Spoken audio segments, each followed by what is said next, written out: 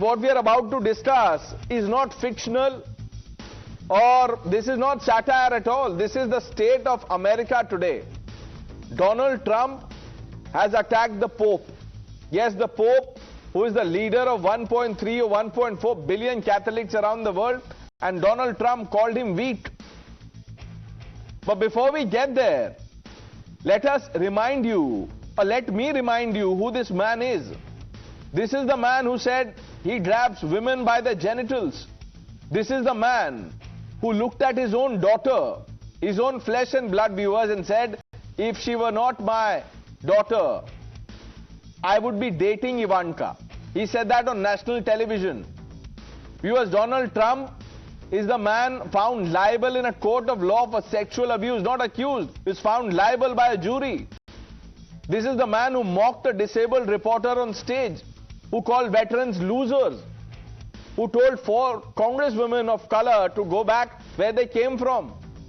Viewers, Trump mocks President Biden for using an auto pen. Trump says Biden was mentally unfit, calls him names. Biden could not think for himself, but Donald Trump just posted an AI image of himself as Jesus Christ. There you go, that's the image on your screen. Can you believe it? Biden used an auto pen. Trump uses artificial intelligence to make himself God. Now you tell me who is unfit, and let's open this up. Suhel Seth, Adam Scott Bellos, Tushar Gupta, Sierra Claire. Suhel, where will this man, when will he draw the line? What is he up to? Donald Trump is a deranged, fanatical lunatic who deserves to be locked up. It is an absolute shame that the United States of America is being led by this lumpen hooligan who has no respect for any institution, who is completely deranged in the manner in which he speaks. He's an absolute shame to humanity. Forget the office of the President of the United States. The tragedy is that America still hasn't realized the kind of demon they've put in the White House. And I don't know between him and Benjamin Netanyahu, which is the lesser evil. They have flung the world into a war not of its own making. This man disregards every human being. He has now attacked the Pope. I mean, he has no control over his mind and tongue. In any other situation, this bloke should have been impeached and should have been out on the streets. But knowing the Americans as I do, knowing America as I do, I'm amazed as to why no one has taken any action against this person. And let me tell you what will happen, Pranesh. He will continue to disregard all human etiquette and behavior. He will continue to say stupid things. You know why? Please don't misunderstand him. He is doing everything to enrich himself, his family, and his friends. Everything that he does is for self-enrichment. He's a narcissist who should have never been in office, but that tells you the state of America's mind, that they voted this man into power. He respects no institution. He abuses every former president. He does not take into confidence any of his aides. People are blowing smoke up his ass, pardon the French, and yet no one can do anything about it. The world is standing in line in order to suck up to this monster. I mean, look at everything he has done, Pranesh, from the day he took over on January 20, 2025. Everything is about Donald J. Trump, and the J stands for Joker. But today the joke is on all of us. The joke is on all of America, and America sadly doesn't realize. What kind of free world leader are you talking about who wakes up every morning to hurl abuse at anyone who disagrees, to hurl insult at anyone he feels like? Is this the kind of leadership you're looking for? He has upset all his allies. He has upset all his special relationships. For what? And no one in the world can take him on because everyone is worried about either tariffs or, upsetting him. But is this the kind of man we want in office? Now, this is not our problem. We are blessed. We don't have to deal with this guy as our leader. No, let's bring in those who have to deal with him. Michael Owens is the mayor of Mabletown. What do you make of what Donald Trump just did? An AI image where he plays Jesus Christ.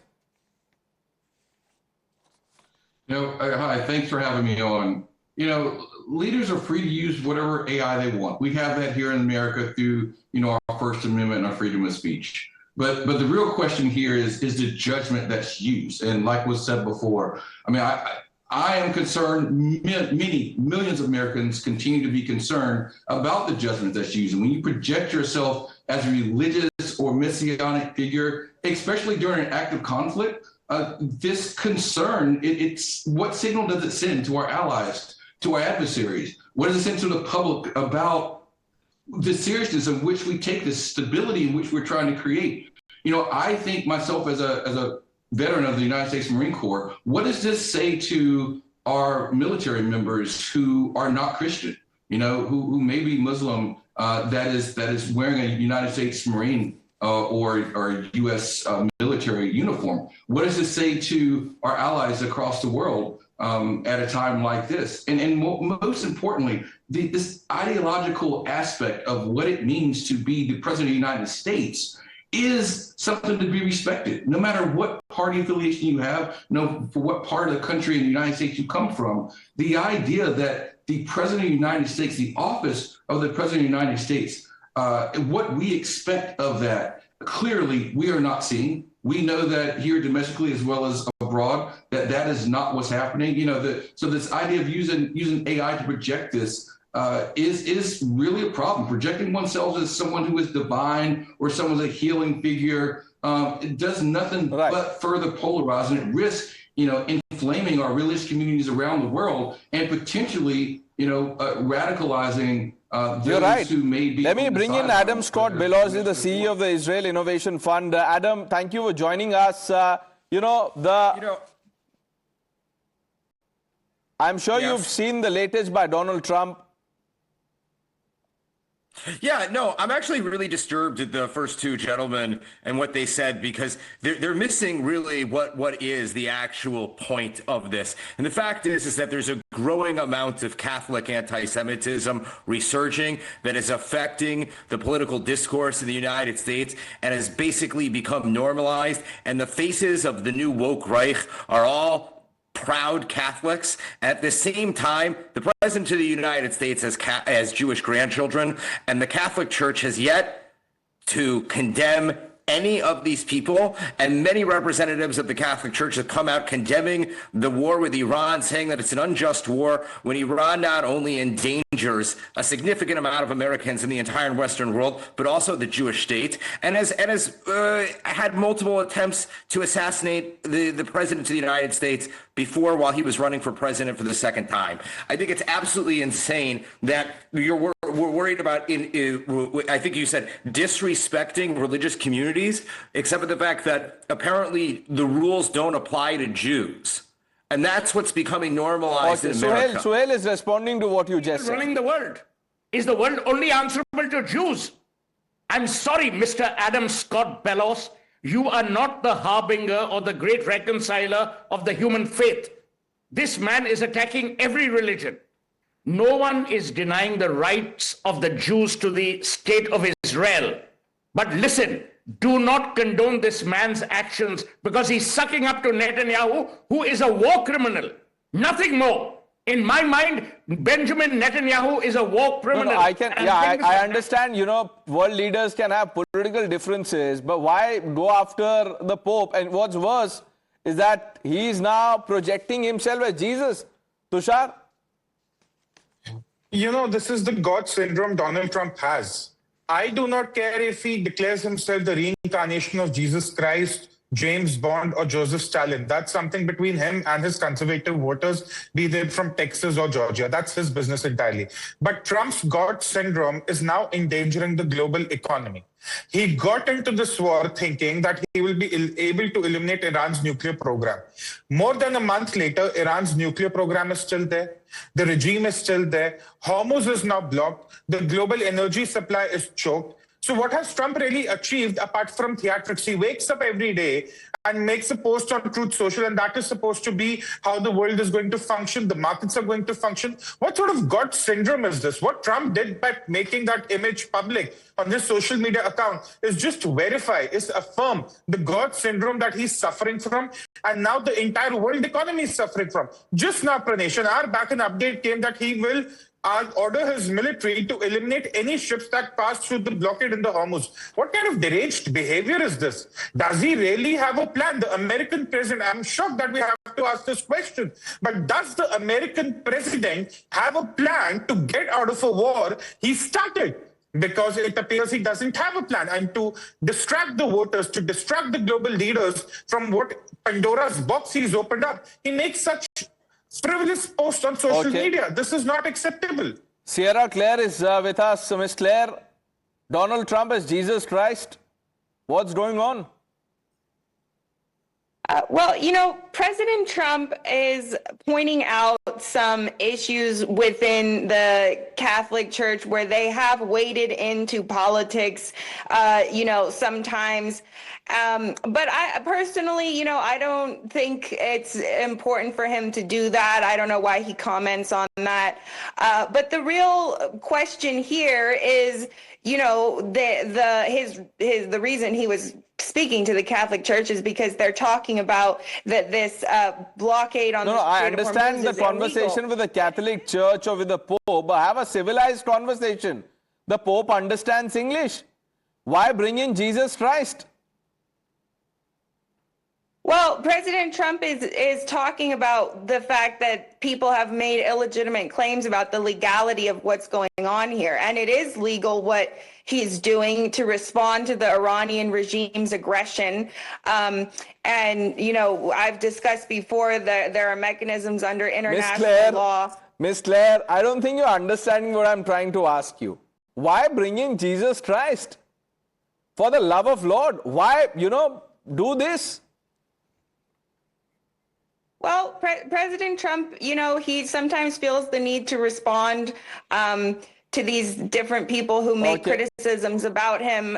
Like I said, personally, I don't think it's really important for him to comment. Ms. Claire says this is a conversation with the, you know, the Catholic community.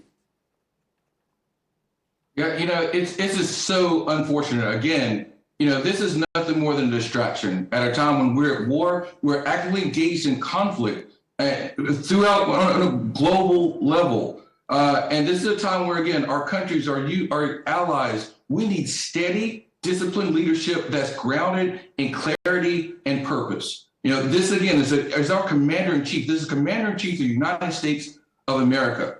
And you should have discipline to show leadership and purpose around this.